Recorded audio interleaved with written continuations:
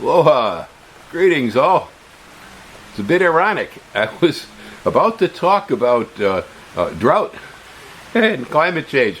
It's raining, but we're in Puna, and so it does rain here. Well, I wanted to warn everybody with, hey, the 4th of July coming. Be careful with your firecrackers. Wow, especially in the western United States or in the western part of the islands here. Ooh-wee. I've gotten myself tore up bad before by people who probably not highly educated and definitely don't do any research with scientific data about claiming that, yes, we are undergoing changes in the climate on this planet. I won't even make conjecture as far as why that is. Well, leave it to the experts. But I can tell by the seat of my pants and the rain on my bald spot just how the weather has been changing. My brother and I are close to the same age. We were both born in the middle of the 20th century, and we talk sometimes about, remember when we used to sled in Chicago? Remember when we could ice skate in the city of Chicago for maybe 2 or even 3 months on end before the ice went away, Remember when spring used to come slow and gentle and the tulips would gradually pop up? Yeah, we both think we remember the weather that was different than we see today. That's what happens when you get old. But the fact of the matter is that the data shows the United States was settled as a country during a period where for about 200 years or so we had extremely even mild weather. And that's one of the reasons we were able to accomplish what we did here, and the reason that the United States has historically been one of the agricultural breadbaskets of the planet. It's partially good soil. Soils hadn't been burned out when the settlers got here. They were virgin yet, But the weather. It was the weather. Yeah, most of the eastern and central United States had climates that were reliably good enough for the raising of most human food crops. Yeah, well, it's no longer the case. We started to see troubles coming on in the early 20th century with the Dust Bowl. Yeah, it was kind of a foreshadowing of where we're going today. There is little doubt in my mind, and there's also very little doubt in the scientific community that the world is getting warmer steadily and the world is getting drier, and the weather patterns we knew are now becoming much more erratic than they once were. As an example, for instance, a few years back we had a hurricane move by the islands called Lane. Well, at that time, the Big Island was about 30% down on precipitation for the year. We were experiencing some pretty darn dry conditions over here. Well, Hurricane Lane came. Hurricane Lane locked itself in to the west of the Big Island, south of Oahu, and just sat there orbiting for days. It was 5-6 days that it just sat out there. Well, when it did that, it just kept dumping rain and rain and rain and rain. Lane should have been called Hurricane Rain. The town of Mountain View in that 5-6 day period received 55 inches of rain. I had 36 here on my place at that time. It made up for the 1/3 of rain we were absent for the year. When we came to the other end of the year, we look at the numbers and we go, oh yeah, everything's normal. The rainfall was typical. We had, 120 to 150 inches of rain over here. But 1/3 of it fell in a week. Well, that doesn't do anybody any good, because Hawaii drains very fast, and all that rain was gone. That was it. Hit the ground, soaked in, disappeared. Yeah, and this is happening in so many places right now. The central United States is experiencing some pretty good drought. Yeah, we're kind of seeing a resurfacing of Dust Bowl conditions, but they're far worse because the west is dried out. Lake Mead's a puddle. You know, there's a lot of people out there. A lot of people rely on that water. It's a big problem. It's a big problem. You know, right now, well, the price of fuel has gone through the roof. Well, that's a temporary. Oil goes up and down. This is some of the worst. You know, it's partially because they cut off Putin. You know, that's part of it.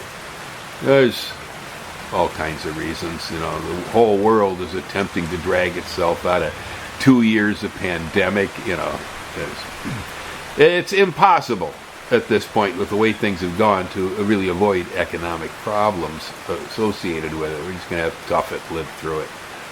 Nobody has a fix. Time is my whole. But, you know, oil will settle back down eventually. Things will get a little more normal that way. In the meantime, you know, there's all sorts of electric cars coming on. A whole lot of Americans will make the transition, most likely, if they're logical, smart people and got stuck with $5 a gallon gasoline. They might consider buying an EV. Yeah, it might not be a bad idea at all, folks. So, you know, things are constantly changing in that regard. But I do believe one thing that we're going to be continue to be faced with here, and that's food, the food price, food shortage. You can't grow good crops when you don't have water. When the climate washes things out because it goes into a gully wash or flood, you can't grow good crops. When the heat climbs beyond what animals and plants can tolerate, you can't grow good crops. And we're seeing heat going too high. We're seeing erratic rainfall patterns where there's nothing, then all of a sudden it all just comes dumping, tears everything up, rips out the roads, messes with Yellowstone. That I've never seen that one before. That's new. We've been afraid that park was going to blow up for a long time, but not wash away. Yeah. Just look around. Look around. You can see it now. Hawaii is, kind of a canary in a coal mine, I think. You know, we're unusual. We've always been isolated out here in the middle of the Pacific Ocean. We've never touched anything else. Always been alone out here. We're surrounded by so much water. There's nothing else near us. And so when things begin to change on the planet, especially when it has to do with the temperature of the ocean, Hawaii sees it right up. Just like that. You know, you can sit in Kansas City and say, it's all a myth, it's a hoax, it's a Chinese hoax, climate change. But no, if you live here in the middle of the ocean, you know the coral reefs bleach because of warm ocean water. It's a problem here. We're worried about it. They're even working on breeding more temperature-tolerant corals and trying to plant them so that we don't lose all of our reefs. We are located on what is ordinarily a dry latitude. Hawaii is in the same latitude line as the great deserts of North Africa, the Sahara, great deserts of Mexico. You know, the only reason that Hawaii generally has flowers and green plants is because, one, we're in the middle of the ocean, and we have very, very large volcanoes. And when the moisture from the ocean comes up against these islands, hits those volcanoes, and climbs over 14,000 feet, it causes the water to shed. And particularly on what we call the windward, or the trade wind side of the islands. We do have a kind of a machine over here that creates rainfall on the eastern half of the island. Now, you can hear the rain behind me. Matter of fact, it's increasing as I pointed out. But when I look over my shoulder to the west, there's blue sky. This rainfall that's falling on me right now in Puna, it doesn't make it usually to the other side of this island. The mountains stick up, water drops and it falls on this side. We're green here. They're dry and crackly on all the west sides right now. All the west sides of the islands are in severe to extreme drought at this point, just like a lot of places in the central United States. I can often read what the weather is going to be like in the mainland United States just by looking at the mountains here. When the snows come on Mauna Kea, I can see them. It usually corresponds to when the snows begin to come in the upper United States. When the snows disappear on the mountains, usually spring breaks in the mainland United States. Obviously, California had been in just extreme protracted drought that has spread throughout now the entire western United States. Well, we're seeing the same thing here. That's no difference. They're still getting rain in the eastern U.S. We're still getting rain in the eastern part of the islands. Not as much because we don't have as much trade wind activity due to warmer water, but we still have trades, and so we still get rainfall on this side. And that's the same as the United States mainland. The eastern side gets the water, the western side does not. As it moves west, hits the Rockies and all the mountains west, everything lifts up and creates a rain shadow. Makes a dry California, makes a dry Nevada, makes a dry Arizona. I never know what to think, really. Things change faster than I can keep track of them. I try, but there was a time in my life, yes, when Americans were relocating to the Sun Belt. You remember this? Yeah. I was part of that. Yeah, I checked out Florida years ago, back in the 1960s, before it got too populated. Kind of liked it. Thought about it as a young man. Said, I don't mind living down here, maybe, but no longer. For a variety of reasons, you wouldn't find me there. But, I ended up in Arizona, and then again later in California. Milder climates than where I grew up in Chicago and in Wisconsin, definitely. So I was seeking sun with the rest of the sun worshippers, moving south, moving west. America's been doing that for a long time now. We have all sorts of retirement communities in the desert and things like that. But the trend is actually beginning to change. Yeah, and not with everybody. But not with everybody, for sure. But it is that we're beginning to see climate migration. And it's climate migration not by sun worshippers. It's by people trying to escape drought and extreme heat, looking for places where life might be a little more normal than it is in, say, parts of California where the forests are burning to the ground and so on. Yeah, we're starting to see it. And I find it as a surprise, really, after so many years, and of people wanting to go to the Sun Belt. The Sun Belt concept still exists in the mass consciousness. Anytime I mention to people, I live here in Puna, eastern Hawaii, they go, oh, it rains a lot over there, doesn't it? Oh, yeah. Well, we want to go to the other side of the island, where it's sunny. And that I see constantly. People locating on the dry side of the island because they're out to worship sunlight. Well, anybody who's around here right now knows the problem with that one. Maui just put restrictions on water, same as California. You get severely fined and have your water meter removed if they catch you watering your lawn, washing your car, etc., etc. Yeah, it's getting just like California here now. That is on the dry sides. Yeah, Oahu, same situation. They're all dried out on the western sides. And this isn't going to go away. I mean, they might get some rain that'll fix it temporarily, seasonally, maybe it'll wet up some. Maybe they're lucky to get a hurricane come by and it'll soak them, and get the dry spots wet. But No, the islands are burning, just like the west coast of the United States is burning. Much smaller, it's a micro thing, okay? They're little fires, 1,000 acres maybe, 500 acres, 80 acres. It's not, 4 states on fire, but it's the same principle, man.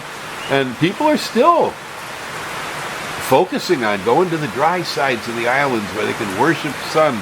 It's a vacation concept, and when you're here on vacation, I guess, sure, you want to slather on the sunscreen, lay around on the beach, and roast.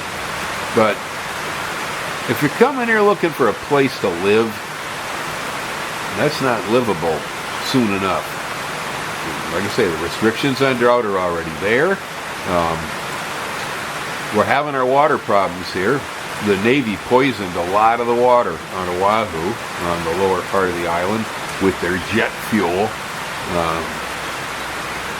So there's water pollution, Superfund type problems there. There's also dried out wells. And Hawaii's water distribution system is, at best, pathetic.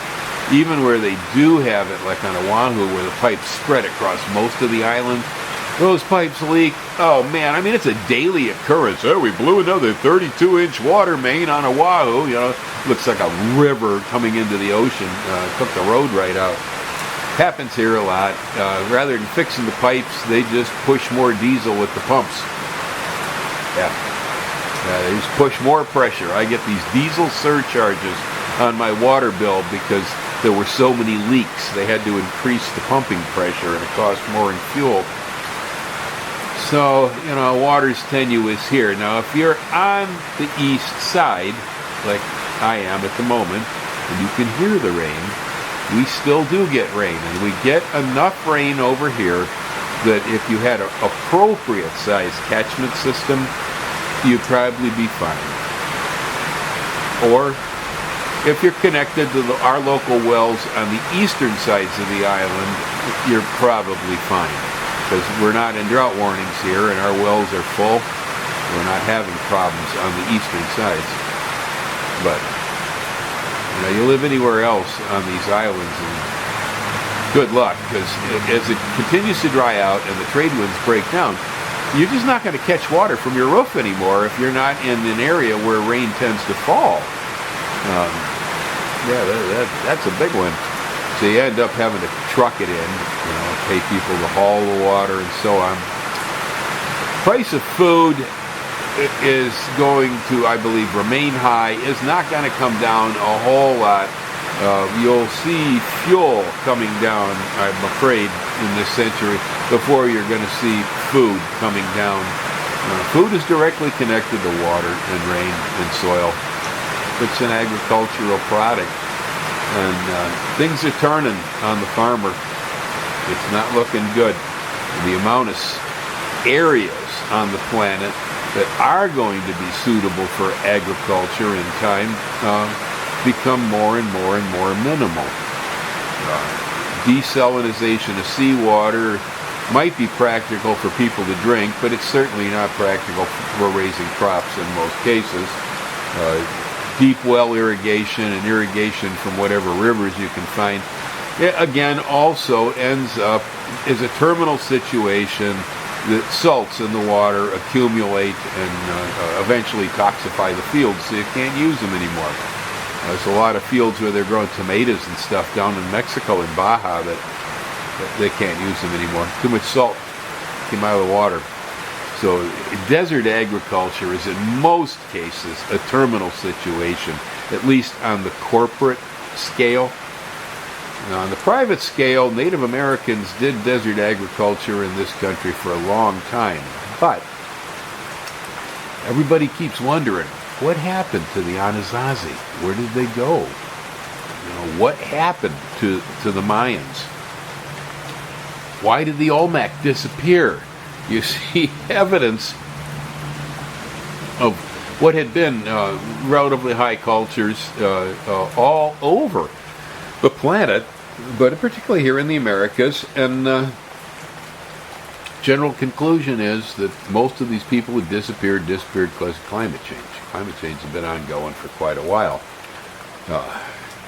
again, I've been beat by people who apparently don't have very much education and definitely do not research scientific data. I have been beat for stating that most falls of civilization, most times civilization collapses on this planet, whether it be the fall of Rome, the fall of the Mayan Empire, it's almost always associated to climate change. Yep. And we'll tend to find that disease and war are then connected to this, okay? Starts with climate change, moves into war, overthrow, disease, and collapse of society. The mini ice age in Europe is associated to the beginning of the Dark Ages. Of course, the bubonic plague started in Rome as it fell and spread north, and so on. The parallels of what we're seeing today to how the world fell apart into crumbling little pieces in the past is perfect. Yeah, it's perfect. The pattern's there. Don't believe me. If you don't believe me, look it up for yourself. The graphs are crazy. You take, the plague, and you take the fall of Rome, and you take mini ice age and climate change, and you lay them all on graphs. The peaks all match up very nicely. It's a very easy correlation. Doesn't take much of a genius. I can do it. Yeah, and so we're in that state. This is the place. We're there. You want to see how the world ends? Yeah, you're looking at it. That's the truth, as you know it. It continues long after you guys are gone. Yeah, I always laughed about people. I would save the Earth, save the planet, Save the planet. It's that pewy. You're talking about saving your own ass. That's all. It's human beings that are at risk here, folks. I mean, a bunch of other species too, because of us, but it's human beings that are at risk. It isn't the planet. The planet will take care of itself. It always has. It'll do whatever it needs to do. It'll shrug. It'll have an ice age. It'll have whatever. There'll be a meteorite impact. I don't know. It tends to regulate itself pretty well, and so it will. That is not our concern. Having human beings stay around for a while so you can talk to your grandchildren, and maybe they can talk to theirs. 7 generations. Sustainability. Sustainability, which, again, I get beat for saying it by people, but sustainability is what's required. There ain't no other way around it. Yeah. But, back to climate change and climate migration. Like I say, everybody was heading to the Sun Belt. Now I get my old neighbor up in northern Wisconsin where it gets to 40 below zero, and he tells me people are moving up there now. They're moving there because it's cooler and because it rains. They have fairly good soils. And it's just generally becoming a better place to live. There are places in the upper northeast, too, that are experiencing similar, some town in Vermont that nobody ever heard of is suddenly now destination zero for climate change migration. Somebody said the weather's going to be good in that town in Vermont, I guess, in the future, Well, Hawaii's not going to be the solution. Not really. We will probably maintain a narrow strip along the north and the eastern edges of these islands, especially the bigger ones with larger mountains. So Maui and the Big Island, because of the size of the mountains, will probably still continue to comb weather from the ocean and continue a certain amount of trade wind activity that will leave us with probably enough water for decent human survival. And I'm being optimistic about this because I live here, okay? But I think so. It's looking that way, at least as long as I'm around, maybe. But the western sides of the islands, handwriting's already on the wall. You can live there, and we have water distribution networks here that we can, figure out some way to get water to people in communities. But the kind of lifestyle in paradise you thought you might have, raising pineapples and watering your lawn, washing your car, forget it. You may as well live in California, because things here are going to get to be about the same as they are there. We just don't have millions of acres of forest to burn to the ground. Our forest here is limited. Most of the really dry areas of the state are in grass and brush. So it burns quick, but it doesn't burn long. Well, so to wrap that all up nicely, I am predicting a drier planet. I'm predicting a planet that is much hotter than it once was, and corresponding, I am predicting that food will become scarce in many places. It's going to become scarce because workers in fields are too sick to harvest, because morons like Putin go to war and destroy so much, okay? Or because the weather will not allow it to happen. Yeah, I know. Isn't that terrible, Gracie? It's awful. You get all wet. Oh, my kitty's all wet. Gracie is the cleanest cat in Puna. Yep. She gets 3 showers a day at least, and then I towel her off, right, girl? Say hello to the folks. Go wave. They look for you. Yeah, I had folks come here yesterday. They said, "Oh, is that Gracie, the famous nursery cat?" Yeah, they know you already. You're a famous girl. I wonder sometimes whether she actually understands. I don't know.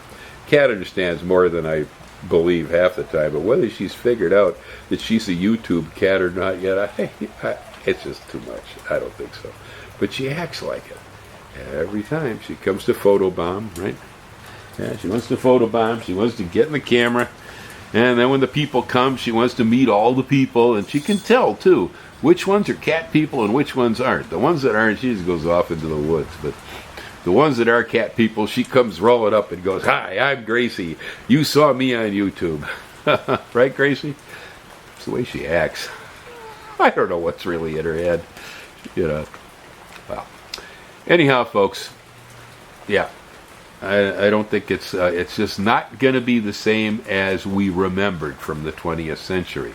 21st century is going to be a lot harder to make our way through. And so, as the green garden guy, I am encouraging everybody to grow more food, share more food with the people around you, and no matter where you live, I really suggest that figuring out how to adapt and make where you are at useful and wonderful is superior to deciding to get up, leave, and see if you can find a better place. Now, it's probably always better places, I guess. I don't know. But truth is people drag it all with them, and usually when you go to a different location, you just change your problems. It's true. I've lived in a lot of places. Everywhere I live, it's always a different set of problems. They never go away. So, becoming an expert on how to do what you do where you're at. Because even with weather change, drought, heat, there's solutions. We change crops. Okay? There's a lot of the western U.S. where cactus fruit is going to become a great idea. We change crops, we change the way we do things.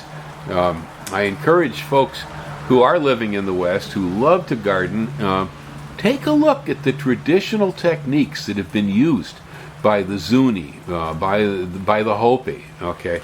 The southwestern Pueblo tribes.